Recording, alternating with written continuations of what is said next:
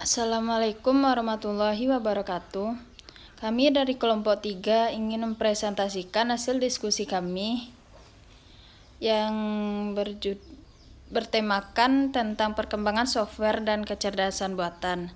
Yang beranggotakan yaitu saya sendiri, Reva Firmita, dan dua teman saya yaitu Salsa Fitria dan Muhammad Rizky Firdaus.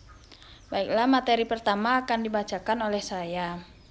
Perkembangan software komputer dari masa ke masa. Sejarah perkembangan software komputer dan kecerdasan buatan dimulai pada awal abad ke-20 dengan penemuan dasar-dasar teori komputasi. Pada tahun 1936, Alan Turing memperkenalkan konsep mesin Turing yang menjadi landasan bagi pengembangan komputer modern dan algoritma. Pada tahun 1950, Turing menerbitkan makalah berjudul Computing Machinery and Intelligence yang mengamati apakah mesin dapat berpikir. Pada tahun 1956, konferensi Dartmouth di mana istilah kecerdasan buatan diperkenalkan pertama kali. Dan pada tahun 1958 yang dirancang khusus pada pemrograman AI.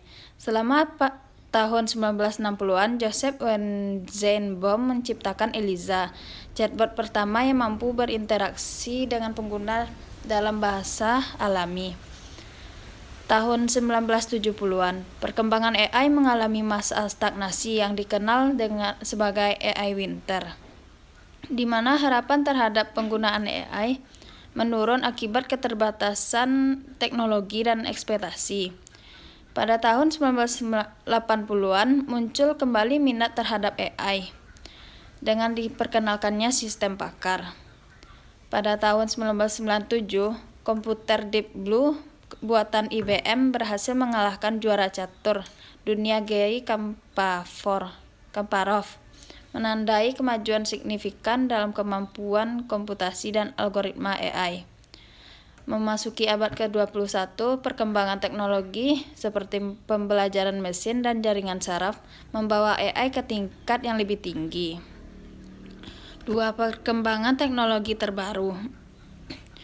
Perkembangan teknologi terbaru menunjukkan kemajuan yang pesat dalam berbagai bidang, terutama dalam kecerdasan buatan, Internet of Things atau IoT, dan teknologi blockchain.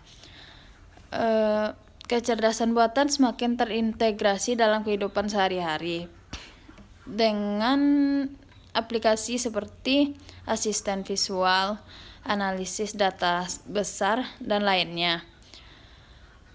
Contohnya yaitu perangkat rumah pintar seperti termostat yang dapat diprogram dan lampu yang dapat dikontrol melalui aplikasi smartphone.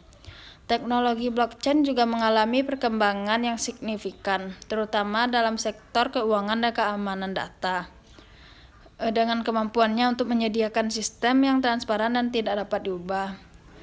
Selain itu, teknologi 5G mulai diterapkan secara luas, menawarkan kecepatan internet yang lebih tinggi dan latensi yang lebih rendah.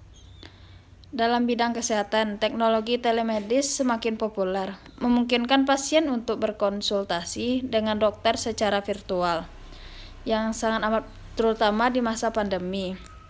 Selain itu, inovasi dalam bioteknologi dan perkembangan vaksin berbasis mRNA menunjukkan potensi besar dalam pengobatan dan pencegahan penyakit. Baiklah, materi selanjutnya akan dibacakan oleh Salsa. Baiklah, saya akan melanjutkan presentasi dari Reva. Yang B itu ada dampak perkembangan software komputer dan kecerdasan buatan dalam kehidupan sehari-hari. Yang pertama, dampak kecerdasan buatan terhadap berbagai industri. Kecerdasan buatan AI memberikan dampak signifikan terhadap berbagai industri dengan meningkatkan efisiensi, produktivitas, dan inovasi. Dalam industri manufaktur, AI digunakan untuk mengoptimalkan jalur produksi, meningkatkan kualitas produk, dan mengurangi limbah. Dalam sektor keuangan juga, AI membantu dalam analisis data besar dan manajemen risiko. Terus juga selain itu, AI juga digunakan untuk mendeteksi aktivitas penipuan dengan menganalisis pola transaksi. Dalam manajemen sumber daya manusia, AI mempermudah proses rekrutmen. Misalnya tuh kayak IBM Watson, kayak digunakan untuk menyaring atau merekrut kandidat dengan menganalisis ribuan CV. Dalam bidang kesehatan, AI juga bisa mendiagnosis penyakit dan juga bisa merancang rencana untuk perawatan yang dipersonalisasi.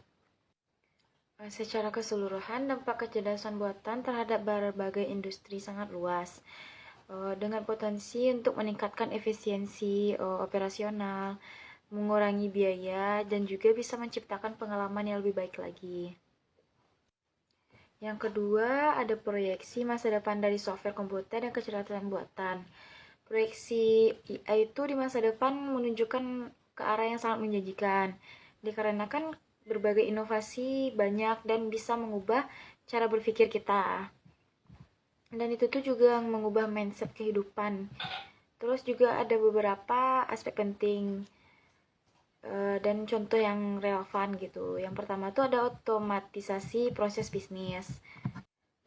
Proyeksi ini menunjukkan tuh AI akan semakin mengotomatisasi proses bisnis, juga mengurangi kebutuhan akan intervensi manusia dalam tugas-tugas rutin. Tuh contohnya tuh kayak pengusaha seperti Uipets mengembangkan robot perangkat lunak yang dapat melakukan tugas administratif seperti pengolahan data dan manajemen dokumen. Itu tuh secara otomatis tanpa bantuan dari manusia. Terus yang B-nya tuh ada pengembangan perangkat lunak yang lebih cerdas.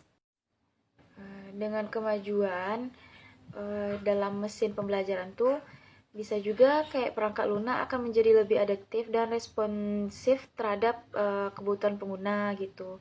Contohnya tuh kayak Microsoft menggunakan AI dalam pengembangan alat pengkodean seperti GitHub, Copilot yang membantu programmer gitu. Terus yang C-nya ada interaksi manusia dan mesin yang lebih alami.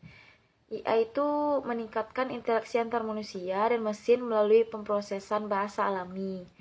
Itu tuh dan bisa juga dengan pengenalan suara. Contohnya tuh kayak asisten virtual seperti Google Assistant dan Amazon. Terus yang D-nya kendaraan otonom dan mobil cerdas. Proyeksi menunjukkan bahwa kendaraan otonom akan yang D itu kendaraan otonom dan mobil cerdas. Proyeksi menunjukkan bahwa kendaraan otonom akan menjadi lebih umum dengan AI yang mengendalikan navigasi dan pengambilan keputusan. Contohnya tuh kayak perusahaan seperti Tesla dan Waymo. Sedangkan pengembang sedang mengembangkan teknologi kendaraan otonom yang dapat berpotensi tanpa pengemudi manusia, kayak pengemudi mesin gitu. Yang E-nya tuh kecerdasan buatan dalam kesehatan. AI itu akan terus berperan dalam diagnosis dan perawatan medis.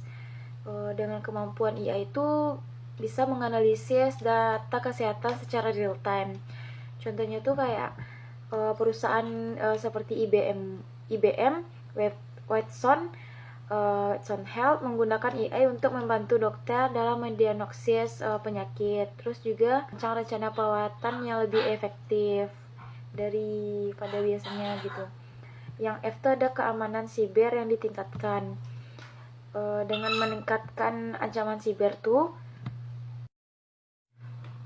AI digunakan untuk mendeteksi atau merespon serangan secara otomatis gitu. Jadi bisa membantu, sangat membantu sih.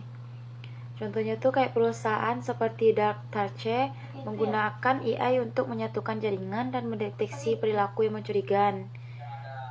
Terus yang G, personalisasi pengalaman pengguna. AI memungkinkan perusahaan untuk memberikan pengalaman yang lebih dipersonalisasi kepada pengguna berdasarkan analisis data yang terbesar gitu. Terus contohnya tuh kayak seperti Amazon dan Zalando menggunakan AI untuk merekomendasikan produk berdasarkan perilaku belanja sebelumnya gitu. Secara keseluruhan, proyeksi masa depan perangkat lunak komputer dan kecerdasan buatan menunjukkan bahwa teknologi itu akan terus berkembang dan terintegrasi lebih dalam ke dalam kehidupan sehari-hari, bakalan lebih nyatu ke kehidupan sehari-hari karena kedepannya pasti bakalan lebih maju lagi teknologi gitu. Terus pasti juga bakalan menciptakan peluang-peluang yang besar dan tantangan yang banyak gitu. Baiklah, segitu saja dari saya. Selanjutnya akan dilanjutkan oleh Muhammad Rizky Firdaus. Assalamualaikum warahmatullahi wabarakatuh. Saya Muhammad Rizky Firdaus dan saya akan melanjutkan materi yang telah dibacakan oleh teman saya. 3. Analisis teknologi mutakhir. Ciri-ciri teknologi mutakhir meliputi A. Inovasi. Teknologi mutakhir seringkali merupakan hasil dari penelitian dan pengembangan yang berkelanjutan, menghasilkan solusi baru untuk masalah yang ada. B. Dampak luas. Teknologi ini dapat mempengaruhi berbagai sektor termasuk kesehatan, pendidikan, transportasi, komunikasi, dan industri. C. Kecepatan perkembangan teknologi mutakhir. Perkembangan dengan sangat cepat kali menghasilkan perubahan yang signifikan dalam waktu yang relatif singkat. D. Integrasi dengan kehidupan sehari-hari. Teknologi mutakhir seringkali diintegrasikan ke dalam kehidupan sehari-hari, membuat lebih mudah diakses oleh masyarakat umum. E. Peningkatan kualitas hidup. Salah satu tujuan utama dari teknologi mutakhir adalah untuk meningkatkan kualitas hidup manusia melalui solusi yang efisien dan efektif. Potensi aplikasi di masa depan ada beberapa jenis. 1. Kecerdasan buatan AI dan pembelajaran mesin. 2. Internet of Things atau IoT. 3. Realitas virtual atau VR dan realitas augmented atau AR. 4. Blockchain dan keamanan data. 5. Kendaraan otonom. 6. Telemedicine dan kesehatan digital. 7. Energi terbaru dan manajemen energi. 8. Edukasi dan pembelajaran jarak jauh. Dan itulah yang saya sampaikan untuk kelompok 3. Sekian, terima kasih. Assalamualaikum warahmatullahi wabarakatuh.